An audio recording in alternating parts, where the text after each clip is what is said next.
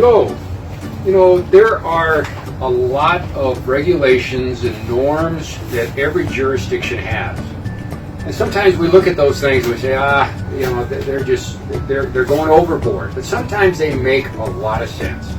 For instance, we're in the Omaha jurisdiction. And in Omaha, they do not allow appliance connectors to connect a gas line, this is your gas line, to a water heater.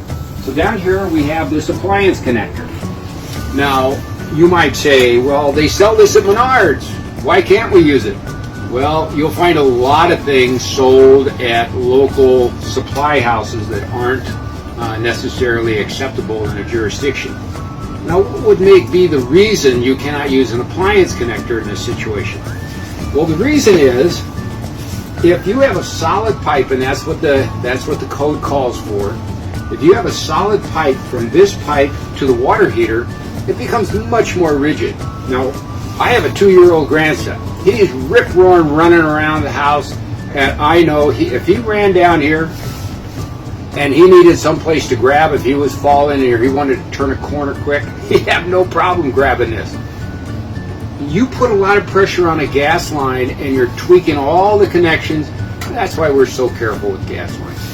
So, you cannot use appliance connectors in a gas line. This is often a sign that a homeowner has installed a water heater, because a plumber would know that it has to be a solid pipe connected to a water heater. Thank you.